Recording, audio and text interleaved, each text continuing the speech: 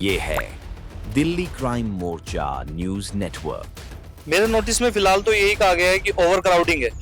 अब मैं ये जानना चाहता हूँ कि अगर एक प्लॉट पे 5 भैंसे अलाउड है तो उनके बच्चे हो जाएंगे। वो बोल रहे हैं बच्चे हैं तो छठा हम काउंट करेंगे इसको। ये डर में तो सभी जी रहे हैं। जब से ये पता लगा है कि तुम्हारे यहाँ तोड़ दिए जाएंगे, तुम्हें यहाँ से हटा दिया जाएगा, तो क्या करें भैया, डरेंगे ना तो क्या करेंगे। एक तरफ कहते हैं कि जहाँ झुग्गी वहाँ पक्का मकान। अरे यहाँ तो पक्का मकान है, आप झुग्गी भी नहीं दे रहे हो। लग रहा है रात को सोए भी नहीं, कहाँ जाएंगे पता, तोड़ देंगे या भैंस ही हमारी खत्म हो जाएंगी तो हम क्या करेंगे, हमारे बच्चे क्या करेंगे। और नौकरी भी नहीं है, कोई एक नौकरी कर लेंगे कोई, इसी काम के जुम्मे है हम तो भाई। अगर डेयरी साफ ना रह रही होती हम रहते कैसे यहाँ पे। डेयरी हम इतनी साफ रखते हैं क्योंकि हमें खुद भी रहना है और हमसे पहले हमारे जानवर है हमारे लिए। इसीलिए हम अपनी नींद खराब करके 2-2 बजे उठ के इनको देखते हैं। नमस्कार दिल्ली। जिस तरह से जन्माष्टमी का त्योहार चल रहा है और जो भगवान कृष्ण है उनका माना जाता है कि सबसे सर्वाधिक जो प्रिय है वो गौशालाओं के जो गौ के बच्चे होते हैं वो सर्वाधिक प्रिय होते हैं और उनका दूध ही उनको सबसे ज्यादा प्यारा था। परंतु दिल्ली के अंदर इन दोनों एक माहौल चल रहा है। दिल्ली के अंदर एमसीडी की तरफ से इस तरह का नोटिस दिए जा रहे हैं। लगभग 2000 घरों में इस वक्त मैं गोयला डेयरी में मौजूद हूँ और गोयला डेयरी में लगभग 2000 घरों में इस तरह के नोटिस दिए जा रहे हैं। कहीं पर ओवर क्राउडिंग का नोटिस दिया जा रहा है तो कहीं पर कहा जा रहा है कि आपने एक मंजिल से दूसरी मंजिल कैसे बना ली। हमारे साथ ये आरिफ भैया मौजूद है। अब ये सामने इनकी डेयरी चल रही है। ये देखो आप, इधर ये डेयरी है, यहाँ पर भैंसे हैं। इनको नोटिस इसलिए आया है कि ये जो बच्चे हैं भैंसों के, इन बच्चों को यहाँ पर नहीं रहना चाहिए। आप बताइए, जब भैंसे यहाँ पर रहेंगी तो बच्चे कहाँ पे रहेंगे। जब ये बच्चे दूध नहीं पियेंगे तो दूध कैसे निकलेगा। और जिस तरह का केस चल रहा है उसमें ये भी कहा जा रहा है कि ये जो बच्चे हैं इनको दूध नहीं पिलाया जाता है, इन बच्चों के साथ क्रूरता की जाती है। अब एमसीडी की तरफ से ये कहा जा रहा है कि इन बच्चों को आप हटा लीजिए क्योंकि ये बच्चे फालतू हैं। जितना आपको अलाउ किया गया था उससे फालतू हैं। इन लोगों को सुविधाओं के नाम पर कुछ नहीं मिला हुआ है। सुविधाओं के नाम पर सिर्फ और सिर्फ गंदी सड़कें, गंदा नाला, ये सारी चीजें मिली हुई है। अब उसके बाद एकदम से इनको नोटिस आ जाता है कि आप यहाँ से घर खाली कीजिए और कहीं भी जाइए। हमारा ये नहीं मतलब है कि कहाँ जाइएगा, आप कहीं भी जाओ। तो इस तरह का जब नोटिस प्रशासन से आए तो निश्चित रूप से जो लोग हैं वो परेशान होंगे, डरेंगे।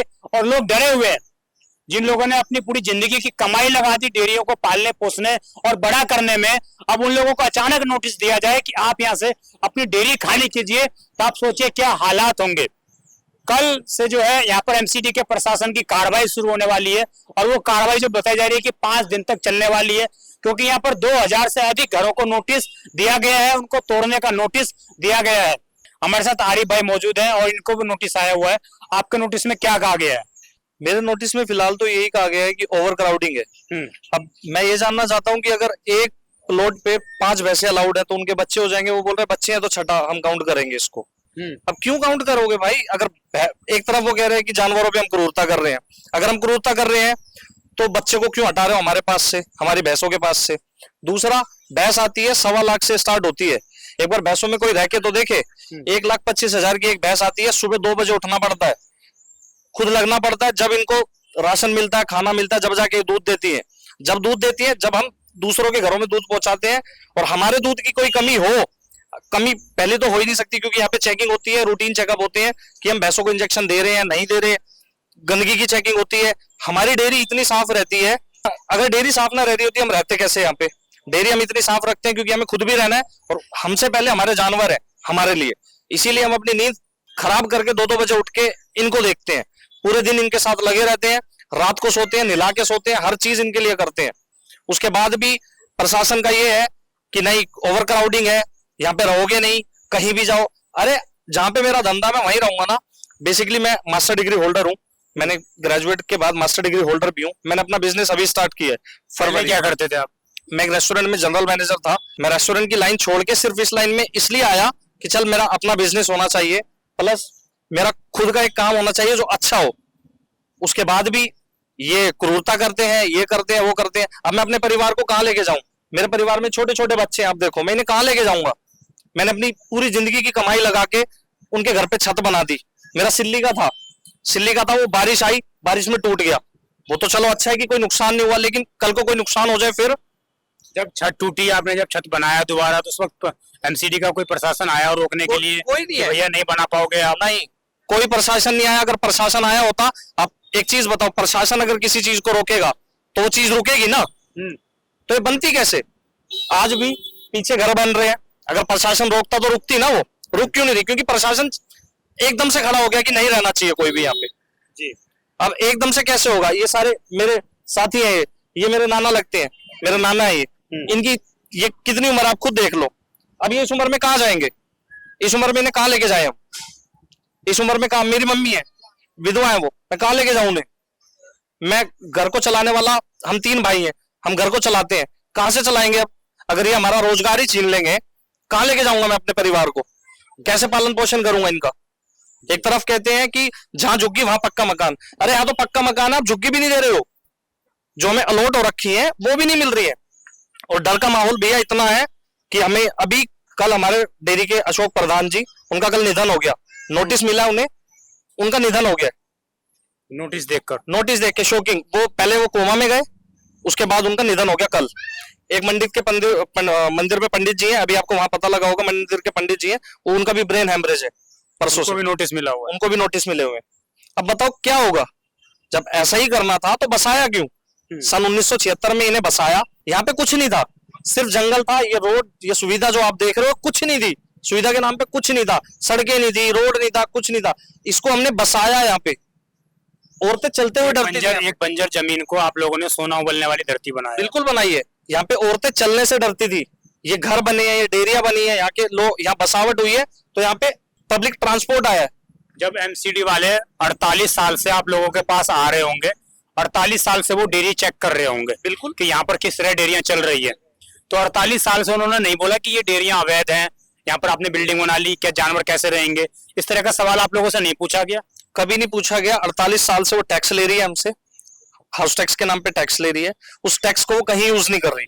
क्यों? अगर टैक्स यूज कर रही होती है, नाले बंद ना होते, खुले होते। ये नाले सारे खुले हुए हैं, अभी कोई भी नाला बंद नहीं है। इसमें गाय गिर जाती है, भैंस गिर जाती है, हमें अपने पैसे से उस भैंस को निकालना पड़ता है, सब कुछ करना पड़ता है उसके लिए, जब जाके कोई काम होता है। अब इसमें प्रशासन की सीधी सीधी लापरवाही है और कुछ नहीं। क्या कहोगे भैया? अभी आपको डर लग रहा है नोटिस से कि क्या? भैया डर में तो सभी जी रहे हैं। जब से ये पता लगा है कि तुम्हारे यहाँ तोड़ दिए जाएंगे, तुम्हें यहाँ से हटा दिया जाएगा, तो क्या करें भैया? डरेंगे ना तो क्या करेंगे? बचपन से यहीं पले बड़े हैं, जब यहाँ बिल्कुल बंजर था, जब से हम यहाँ रह रहे हैं। आपके बच्चे भी यही हैं? बच्चे भी यही हैं। अब बताओ, आप 1 लाख रुपए की भैंस, 1.25 लाख की भैंस ला रहे हो, और ये कहते हैं कि बच्चों को आप यहाँ मत रखो, कहीं और चले जाओ। तो भैंस अगर सींग फंसा ले, मर जाए, तो हम कहाँ जाएंगे भाई? इतना कहाँ धंधा करेंगे जाकर, जब ये हमें यहाँ से हटा देंगे? तो भाई डर में तो सब जी रहे हैं। जब से ये पता लगा है कि तुम्हें हटा देंगे, जब से तो कोई नहीं आया 76 से, तो अब जब यहाँ थोड़ी रौनक सी होने लगी है, तो मैं जरा माँ जी से बात करना चाहूंगा, क्योंकि घर की जो गृहणियां होती हैं वो एक मकान को घर बनाती है। एक मकान सामान्य होता है, उसको घर बनाती हैं, और कहीं ना कहीं उस घर में खुशियां लाती हैं। उस घर में जो है डेयरी पालन का जिस तरह से काम हो रहा है, तो उनका सबसे ज्यादा सहयोग रहता है, क्योंकि डेयरी पालन में आदमी तो एक बार को दूध पहुंचाने के लिए बाहर भी चला जाता है, परंतु महिलाएं उसके बावजूद भी डेयरियों के साथ ही रहती हैं। माँ जी, भी जिस तरह से नोटिस आया हुआ है, आप लोगों को बोला जा रहा है खाली कर दीजिए, तो एमसीडी वाले लगातार आते होंगे, हर बार आप लोगों को अप्रूवल देते हैं कि यहाँ पर डेयरी चला सकते हो आप? नहीं, वे तो भाई यही कह रहे तोड़ के जाएंगे ना, या हम अब कहाँ जा, बता, तोड़ के जाएंगे तो कहाँ जाएंगे? कहाँ जाएंगे हम इन बच्चों को लेकर? तोड़ने के लिए कब से बोला है आपको? तोड़ने के लिए तो ये अभी बोल रहा है, ये नोटिस दे के गए कि तोड़ देंगे, मकान बना रखे, भैंसे कम 12 रखो, 10 रखो 100 गज में, तारी भैंस ये फालतू है, बच्चे इन्हें भी हटाओ। अब कहाँ जाने लेगा? बच्चों को कहाँ भेजते हैं? दूध दे रहे इनसे, तो बच्चों को कहाँ हटा दे? मार देना जानता है, बताओ, मार दे के जान से ना। ये माँ बच्चों को, अपने को हम मार देंगे, अपने जो बच्चे पैदा हो रहे हैं हम भी मार देंगे उन्हें। भैंसों को, बच्चे को हटाने को, भैंस कम करने को, फिर 2-4 भैंसों, तो बताओ हम क्या कर खा लेंगे यार? क्या कह रहा है कि जो भैंसों के बच्चे हैं, ये भी उनको नहीं हटा रहने दो? चाहिए, ये भी नहीं रहने चाहिए। 10 भैंस रखो बस 100 गज में, बच्चे भी नहीं रहने चाहिए भैंसों के। कहाँ जाए बताओ?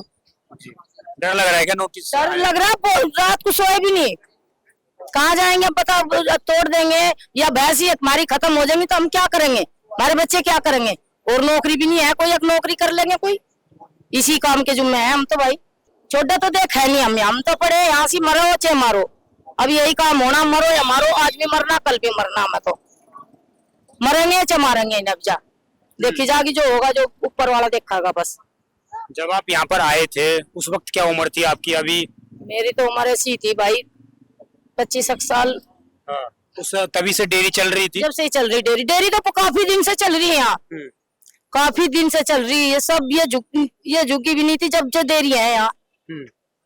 और अब देखो कितनी बसासत हो रही। क्या कह रहे हैं वो कि आप मत रहो यहाँ पर? आप भी ना रहो और भैंसों को भी ना इतनी रखो, 10 भैंस रखो बस सिर्फ। तो जिस तरह हम लगातार आपको हर डेयरियों का लगभग यही हाल है, और निश्चित रूप से प्रशासन को देखना होगा कि वो किस तरह की नीतियों बनाकर इन लोगों को डेयरी चलाने के लिए कह रहा है। आप हर दुनिया में हर किसी को एक बढ़ने का मतलब होता है, हर किसी को एक समय मिलता है कि आप अपने समय के अनुसार अपनी वृद्धि कीजिए, अपने व्यापार को आगे बढ़ाइए। लेकिन डेयरी संचालकों के साथ ऐसा नहीं है। उनको ये कहा जा रहा है कि जब 1976 में आपके पास 10 भैंस थी तो आपको 2024 में भी सिर्फ और सिर्फ 10 ही भैंस रखनी है। किस तरह का लॉजिक ये दिया जा रहा है? निश्चित रूप से कहीं ना कहीं लोग लगातार परेशान हो रहे हैं और उनकी यही मांग है कि हम लोग जिस स्थिति में हैं हम लोगों को उसी स्थिति में रहने दिया जाए, और हम लोगों की स्थिति अगर सुधारनी है तो हम लोगों को बेहतर सुविधाएं प्रोवाइड कर दी जाए। जिस जमीनों पर अवैध कब्जा हो चुका है, जहां पर झोपड़पट्टियां बना बना के लोग रहने लगे हैं, दूसरे देशों से आकर लोग रहने लगे हैं, उन झोपड़पट्टियों को खाली कराकर हम लोगों के लिए जमीन की जो स्थिति है उनको ठीक किया जाए, वहां पर पार्क बनाया जाए, वहां पर बाकायदा जो गोबर घर है उनको उसका निर्माण किया जाए, जिससे कि क्षेत्र के अंदर गंदगी ना फैले। प्रशासन इन चीजों पर ध्यान देने की बजाय इन चीजों पर ध्यान दे रहा है कि किसके डेयरी में कितने बच्चे हैं, किसकी डेयरी में एक ज्यादा भैंस फालतू हो गई। वही लोग ये भी आरोप लगा रहे हैं कि जब से मकाने बने हैं, मकान बनने वक्त कोई नहीं आया, उस वक्त कुछ पैसे लेकर वो लोग चले गए और मकान बनने दिया। लेकिन अब जब कोर्ट इनको फटकार लगा रही है कि आप गायों जो रोड पर घूम रही है वो आवारा पशुओं को क्यों घूमने दे रहे हैं, तो वो कंट्रोल करने की बजाय जो डेयरी संचालक है उन पर इसका जिम्मा थोप रहे हैं और आरोप लगा रहे हैं कि लगभग दिल्ली के जो 11 डेयरी है वो लोग पूरे दिल्ली के अंदर पशुओं को, आवारा पशुओं को छोड़ रहे हैं। और इन लोगों का ये आरोप है कि हम लोग ऐसी गायों को पालते नहीं है, जो गाय हम 1 लाख का खरीद के लाएंगे, जो भैंस हम 2 लाख का खरीद के लाएंगे, उसको हम आवारा क्यों छोड़ेंगे।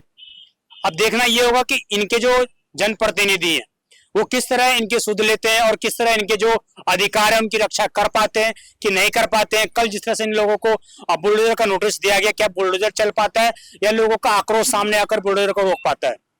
आप देखते रहिए दिल्ली क्राइम मोर्चा में विजय ठाकुर, पंडित मुकेश के साथ। धन्यवाद।